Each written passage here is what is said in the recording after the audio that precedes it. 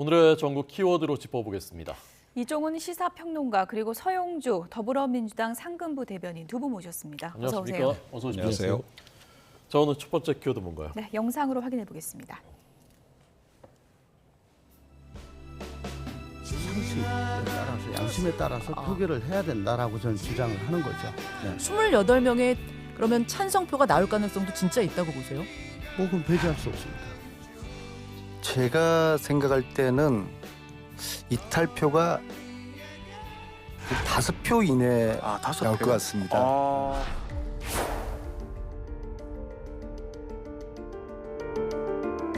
국회의원 이재명 체포 동의안은 조용히 하세요.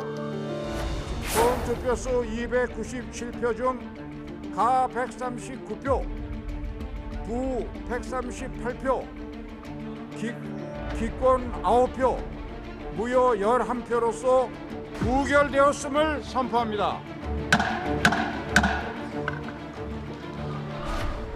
사실상의 체포동의안은 철회되는 것이나 다름없다고 생각합니다. 이재명 민주당 대표에 대한 정치적 사망 선고가 내려진 것입니다.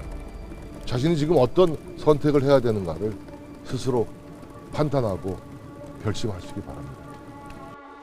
이런 일로 정쟁을 하기에는 세상 일이 너무 힘들지 않습니까? 당내와 좀 더 소통하고 많은 의견들을 수렴해서 힘을 모아서 윤석열 독재 정권의 검사 독재에 강력하게 맞서 싸우도록 하겠습니다.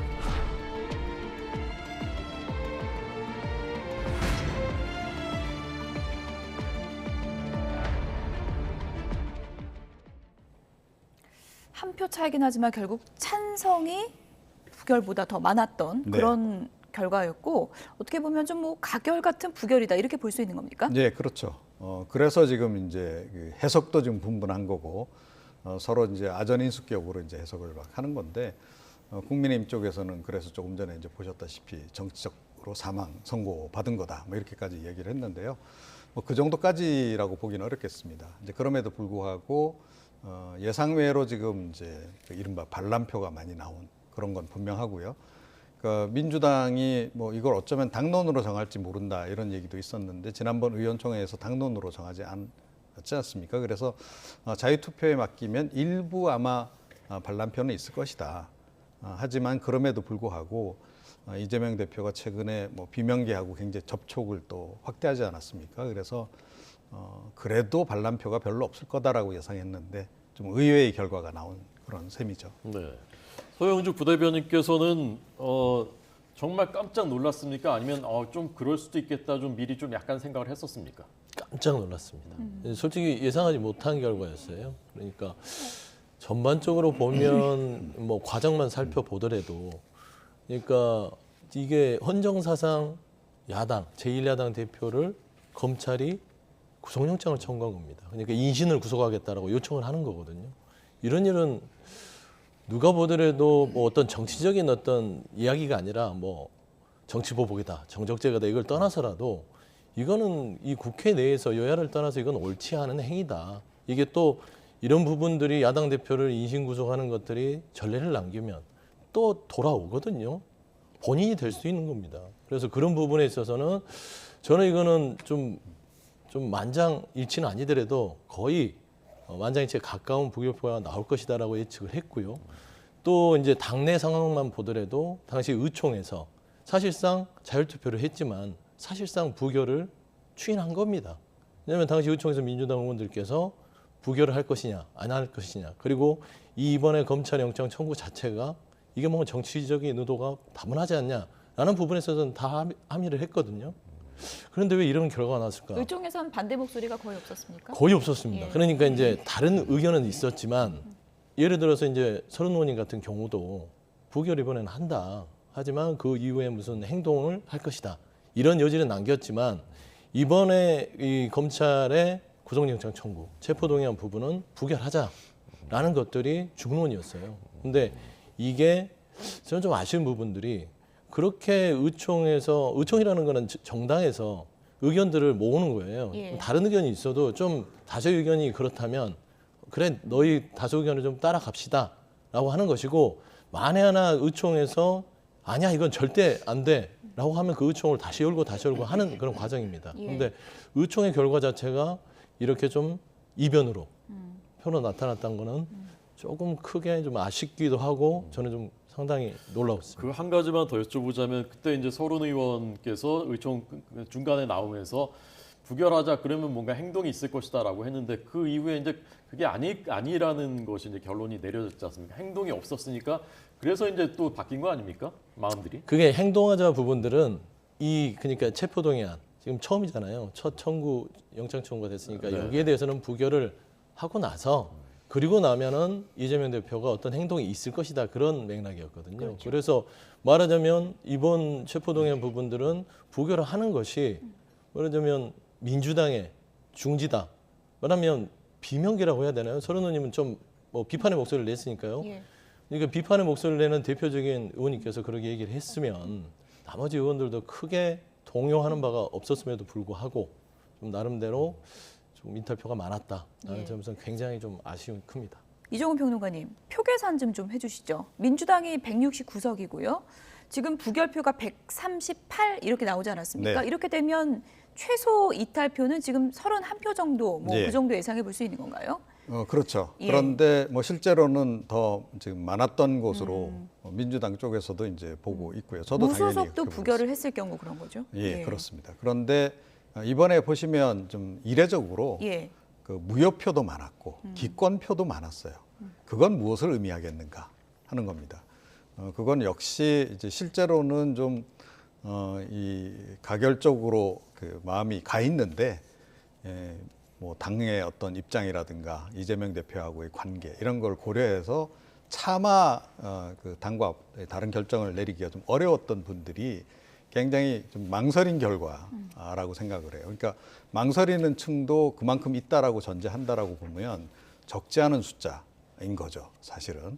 그러니까 대략 뭐 한 최대 한 50명까지도 이렇게 볼 수 있는 그런 상황입니다. 더군다나 이번에 그렇다고 해서 이른바 비명계가 조직적으로 이렇게 움직인 그런 또 동향이 또 파악된 바도 없어요.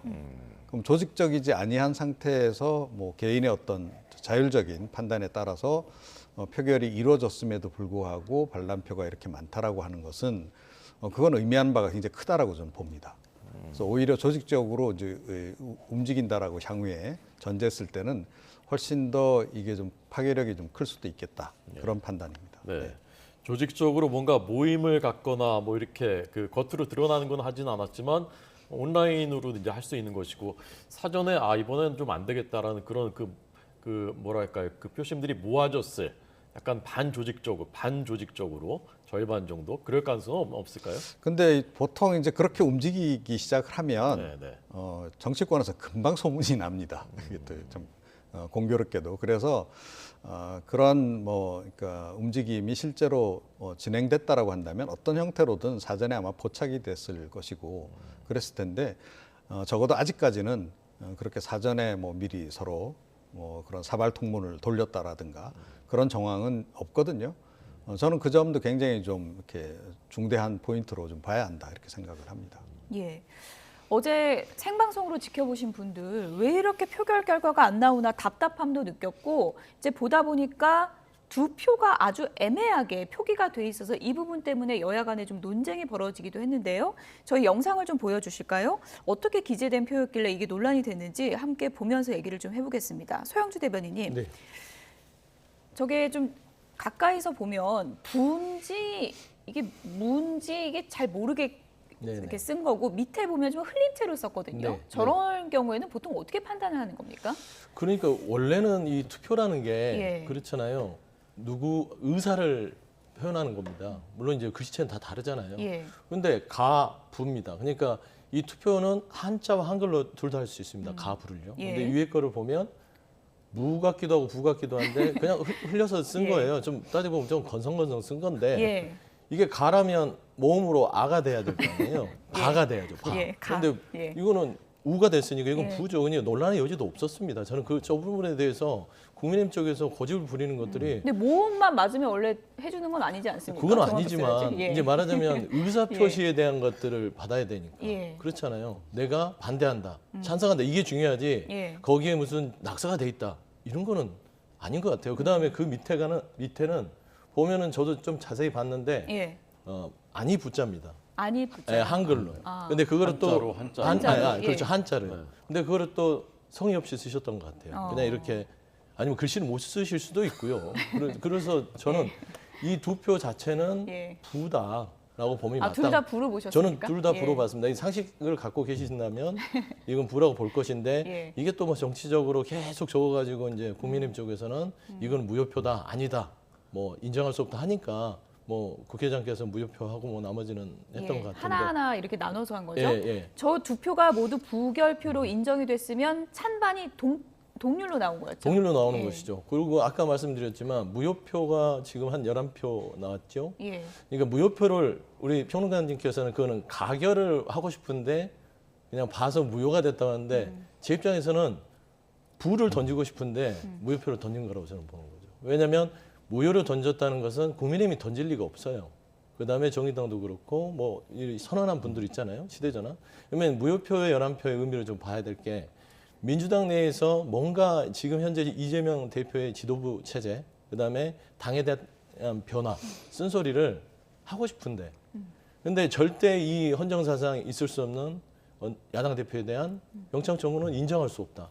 그렇기 때문에 무효표를 던져서 무언의 메시지를 던진 것이죠. 예. 변해야 한다라는 부분이지 이게 솔직히 가결로 던질 민주당 표로 예. 보기에는 좀 어렵지 않냐. 이종수 그래서 저하고는 평론가님은 저 두 해석이 표, 좀 예, 많이 해석 다른데요. 좀, 예. 저 두 표는 예. 저는 개인적으로 갈등의 흔적이다. 갈등의 현장. 예, 그렇게 볼 수밖에 없다라고 생각을 해요. 그러니까 의원들이 잘 압니다. 이렇게 표기할 때 어떻게 하면 이게 무효표가 된다는 거 다 알거든요. 교육도 다 시키고요. 그래서 절대로 저거를 잘못 표기할 리가 없습니다. 실수로. 그래서 이건 실수라기보다는 무효표가 되기를 바라는 마음으로 그냥 대충 쓴 그런 흔적으로 이제 볼 수밖에 없는 거 아닌가. 결국 이제 하나는 무효표가 되고 하나는 이제 그 부결표가 이제 된 그런 그 상황이긴 한데 사실은 엄밀하게 따지면 저런 식으로 저렇게 두 가지 다 표결이 저렇게 이루어지면 기본적으로는 좀 무효표로 처리하는 게 맞습니다. 예. 네. 좀 전 서부 대변인 말씀하신 무효 기권 20표는 사실상 이제 부결로 던진 것이다. 그 부분은 어떻게 해석하십니까?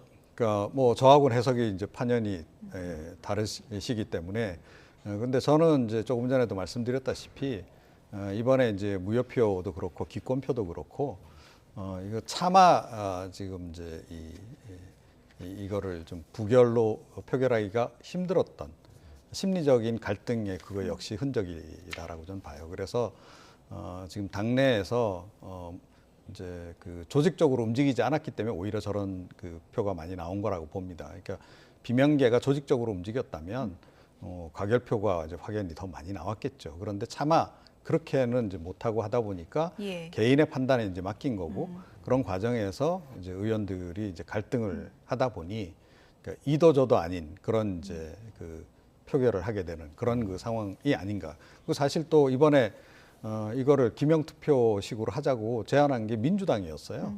그러니까 민주당 쪽에서는 아마 그게 오히려 표 단속에 도움이 될 거다라고 생각했을 겁니다. 전자투표하는 방식보다는. 그런데 사실은 이런 결과가 나왔다라는 점에서도 그 부분도 사실은 좀 반성을 해야 될 부분이 더 지금 생긴 셈이죠. 예. 네. 어제 표결 전 입장 발표에서 이재명 대표가 다시 한번 사법 사냥이다 이런 표현을 썼는데요. 그 내용 다시 듣고 오겠습니다. 뚜렷한 혐의도 없이 제1야당 대표를 구속시키려는 헌정사상 초유의 이번 사태는 대한민국 헌정사의 역사적인 한 장면으로 남을 것입니다. 영장 혐의 내용이 참으로 억지스럽습니다. 수사가 사건이 아닌 사람을 향하고 있습니다. 목표물을 잡을 때까지 하는 사법 사냥입니다. 법치의 탈을 쓴 정권의 퇴행에 대해서 여러분께서 엄중한 경고를 보내주시기 바랍니다. 네, 표결 전 이재명 대표 입장 발표를 들어봤습니다. 검찰 수사의 부당성에 대해서 다시 한번 이제 호소를 했고요. 어제 이재명 대표가 표결 전부터 상당히 좀 여유 있는 모습을 보이긴 했는데 이재명 대표 스스로도 어제 그 결과가 좀 충격적이지 않았을까 싶은데요. 어떤 반응이 나오고 있습니까? 충격적이죠. 예.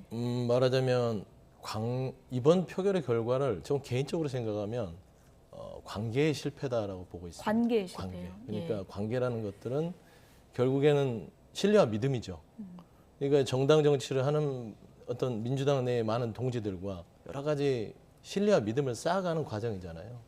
그러면은 결국 아까도 말씀드렸지만 의총에서 부결을 하겠다는 잠정적인 어떤 당론이 중지가 모아졌음에도 불구하고 과연 왜 이런 표결 결과가 나왔을까라고 했을 때는 그러니까 누구를 탓할 건 없을 것 같아요. 이런 의총에서 왜 중지를 모아놓고 막상 본회의장에 가서 무기명 투표 뒤에 숨어서 이렇게 무효표를 던지고 가결표로 갔을까? 이거는 그들이 그러니까 그런 표를 던진 분들의 신뢰와 믿음이 없는 것인가? 라는 측면과 아니면 이재명 대표가 이런 표를 받을 만큼 그 다른 당내의 의원님들과의 신뢰, 믿음이 부족했던 게 아닌가라는 부분에서 양측에서 좀 더 냉철한, 좀 치밀한 자기 고백들이 하나 있어야 될 것 같고요. 그래서 아마 이재명 대표께서 끝나고 나서 마지막 말미에 이런 얘기를 하셨던 것 같아요. 그러니까 소통 부분에서 주력하겠다. 그러니까 본인 스스로도 뭔가 당내에서 하긴 했다고 하지만 여전히 소통하는 부분들이 부족했기 때문에 어떤 관계 설정에 있어서 뭔가 그런 미흡한 점들이 이번 투표 결과로 나오지 않았냐라는 좀 분석을 하고 있는 것 같아서요. 좀 신중하게 지금 고심하고 있는 것 같습니다. 네. 많은 언론들은 어제 결과 나온 다음에 리더십의 결정적 타격이다라는 표현을 썼고요. 여당에서는 정치적 사망 선고다. 아까 말씀하신 대로 그 표현이 나왔는데 어느 정도 그 타격이라고 생각하십니까? 정치적으로. 타격은 아닌 것 같고요. 좀 속된 말로 비온 뒤에 땅이 굳는다고요. 당이라는 게 그렇습니다. 그러니까 늘 어떤 단일 대우라는 게 한 사람이 이끌려서 가는 게 아니라 뭐 예를 들면 국민의힘도 그렇지 않습니까? 현 전당대회를 보면 용산까지 나서서 특정 후보에 대해서 이끌고 있지만 그 표 자체가 한 사람한테 집중이 안 됩니다. 결국엔 정당 정치는 뭐 전체 나라를 봐서도 그렇지만 정당 내도 견제와 균형이 존재합니다. 그러니까 결국에는 견제와 균형이 존재한다는 것은 아직은 민주당이 건강하다라는 측면에서 긍정적인 측면이 있지만 조금 아쉬운 측면들은 뭔가 아직도 그 관계 설정들이 신뢰와 믿음이 부족하다라는 점은 우리가 다시 한번 성찰해야 될 부분이다. 좀 그런 말씀드립니다. 서영주 대변인도 표결 결과 보고 어제 깜짝 놀랐다고 하셨는데 이재명 대표도 여유로운 표정에서 어제 표결 결과 발표 이후에 표정이 확 달라졌습니다. 잠시 보시죠.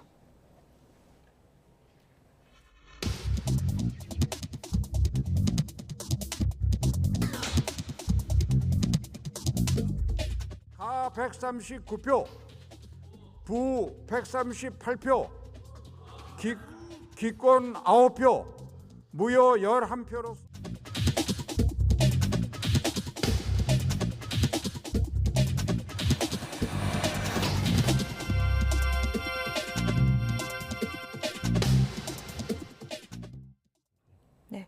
부결에도 웃지 못하고 다소 좀 침울한 표정을 지었던 이재명 대표.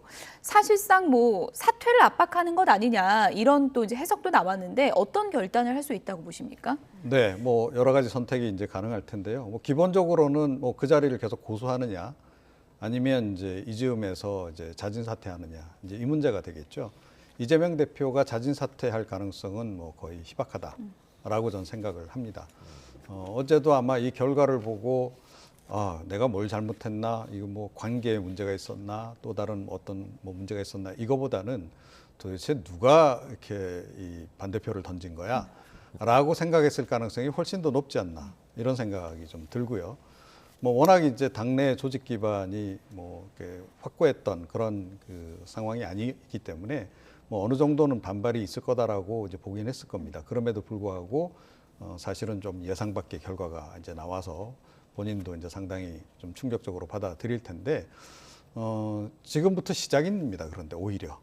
그러니까 이재명 대표는, 지금 조금 전에 이제 그 대변인께서 말씀하신 것처럼 만약에 이걸 관계의 문제로만 이 문제를 본다면, 전혀 아마 사퇴 진전에 별로 도움이 안 될 거다라고 저는 보고요. 그러니까 기본적으로 지금 정치 탄압 프레임을 가지고 몇 달 동안 계속 캠페인을 벌이고 있는데, 그 와중에서 정당 지지율은 추세적으로 볼 때, 최근에 뭐 약간 반등한 것도 있긴 있습니다만, 추세적으로 볼 때는 많이 좀 하락을 하고 있는 그런 상황이라는 거죠. 그런 것과 좀 연관지어서 생각을 해야 됩니다. 그러면 이 정치 탄압 프레임이 과연 적절한가에 대한 부분도 함께 고민을 해봐야 되는 거고요. 이런 식으로 가다가는 당이 위험할 수 있다라는 그 판단들이 이번에 그 반란표가 나오는데 작동한 가장 기본적인 어떤 요소라고 좀 전 보거든요. 그래서 그 부분을 좀 심각하게 받아들여야 된다 이렇게 좀 생각을 하고요. 네. 향후에 아마 이번에 그 비명계가 어떻게 보면 이 표 결과로 본인들의 그 세력을 좀 확인을 했을 겁니다. 예. 그러니까 서로 이제 눈치만 보면서 우리 힘이 과연 어느 정도 될까라고 가늠만 해왔었는데 네. 이번에 확인이 좀 된 셈이기 때문에 향후에는 좀 더 조직적으로 움직일 가능성이 높다. 이거는 이제 그 이재명 대표에게는 큰 도전이 되겠죠. 네. 사실은 오늘 어제 표결 이후에 비명계 의원들의 목소리가 사실 오늘은 제일 궁금한데요. 어제 표결 이후에 몇 사람 이제 발언 뭐 조심스럽습니다만 했습니다. 잠깐 들어보겠습니다. 아니 별로 할 말이 없어요. 투표가 좀 많이 나왔다고 저건 할 말이 없어요. 의결해야 된다고 주장하셨었는데요. 그렇습니다. 좀 이 결과에 대해서 좀 어떻게 생각하시나요? 할 말이 없습니다. 이탈표가 이 정도까지 나올 걸로 예상은 하셨나요? 예상 못했습니다. 이재명 대표가 좀 거치에 대해서 입장 표명을 해야 된다고 생각하시나요? 다시 보십시다. 일단 좀 보자고. 내가 분석도 안 해봤어. 아직. 적어도 일단 가결이 간신히 이제 좀 피행진 건데 어떻게 보시나요? 그러니까 전체적으로 다 의원들이 약간 예상 밖이다. 조금 약간 충격적이다 이런 분위기니까 그 내용은 좀 보자고 한번. 예상을 하셨습니까? 예상 못했군요. 나한테 어떻게 좀 당에 심각한 문제가 된다고 아니, 나도 예상하지 못한 결과가 그렇게 나왔네요. 좀 더 좀 생각을 해봐야 될 것 같은데. 의원님들은 이런 상황이 좀 예상을 못했다 반든 이런 분위기신 거예요? 네. 뭐 하여간 원내 지도부가 답을 하셔야 될 게 많은 것 같은데. 네. 나중에 오시죠.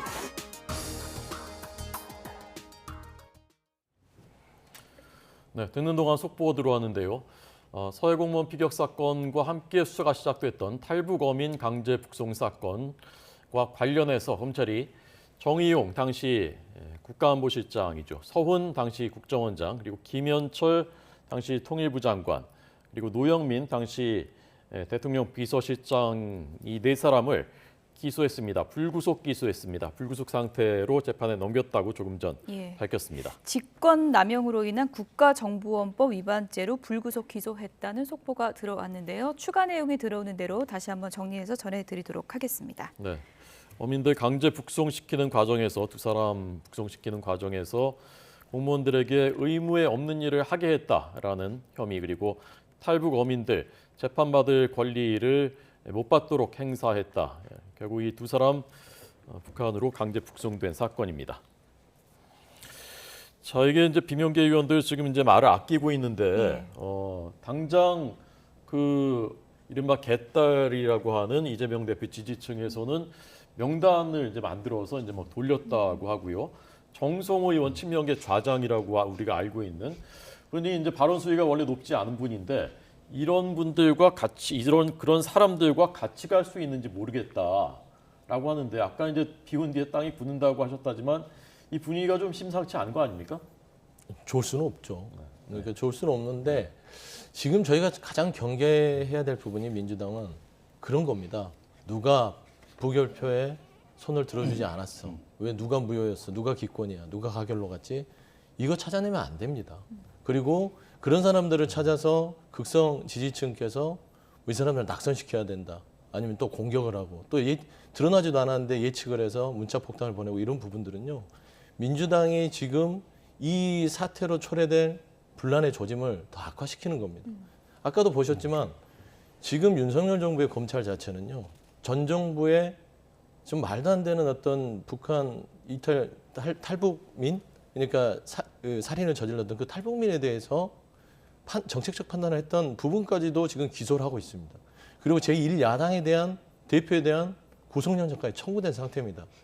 이런 상황을 노리는 건 뭐겠어요. 민주당 자체의 분란을 기대하는 겁니다.